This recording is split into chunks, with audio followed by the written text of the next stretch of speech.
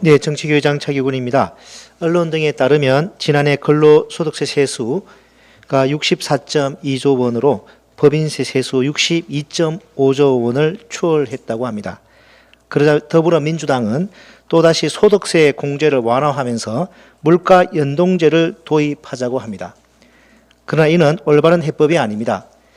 근로소득세가 법인세와 비슷한 수준으로 거치게 된 것은 무엇보다 법인세가 잘 안 거쳤기 때문입니다.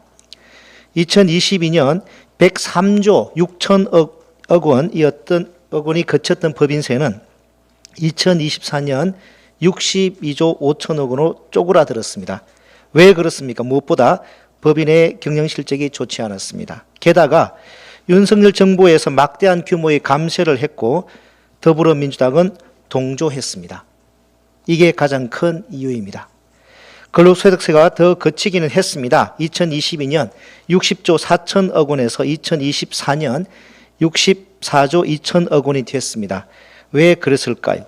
최근 5년간 억대 연봉자가 63.5% 늘었기 때문입니다. 2019년 85만 명에서 2023년 139만 명으로 늘었습니다.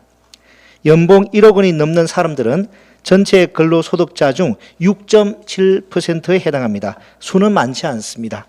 그러나 우리나라 근로소득세는 억대 연봉자가 전체 세액의 62.7%를 차지하는 구조입니다. 따라서 억대 연봉자가 늘어나면 당연히 세수도 함께 늘어날 수밖에 없습니다. 이 문제를 해결하는 방법은 소득세를 완화하는 게 아니라 법인세를 강화하는 것입니다. 세율을 정상화하고 공제 감면을 줄여야 합니다. 그런데 엉뚱하게 근로소득세 공제를 늘리고 물가 연동제를 도입하면 보통의 월급쟁이들에게는 큰 도움이 되지 않고 오히려 고액 연봉자만 신납니다. 거듭 강조합니다만 2년 연속 수십조 원에 달하는 세수 부족 사태가 벌어졌고 올해도 세수 부족이 이어질 것으로 전망되는 상황에서 이렇게 개별 세법들의 감세 정책이 쏟아져 나오는 것은 큰 문제입니다. 매우 무책임한 일입니다. 이재명 대표는 어제 국민의힘에게 세제 개편안 공개 토론을 하자고 했습니다. 그러나 권성동 원내대표는 일고의 가치가 없다고 답변했습니다. 이래서는 제대로 된 논의가 될 수 없습니다. 세금이 거대 양당만의 문제도 아닙니다. 그래서 제안합니다. 국회에 조세개혁특위를 설치합시다. 개별 세목 각각을 살펴보면 세금을 완화해야 하는 부분도 있을 수 있습니다. 그러나 나무만 보고 숲을 보지 않는다면 교각사루가 될 가능성이 있습니다. 세제 전체를 두고 중장기적 논의를 해야 하는 것입니다. 기재위 조세소위에서는 중장기적인 논의가 어렵습니다. 시간도 부족하고 당장 현안에 매몰되기 때문입니다.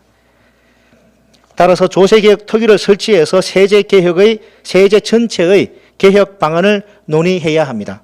조국혁신당은 이미 조세개혁특위 결의안을 마련해 두었습니다. 이런 시일 내에 발의하겠습니다.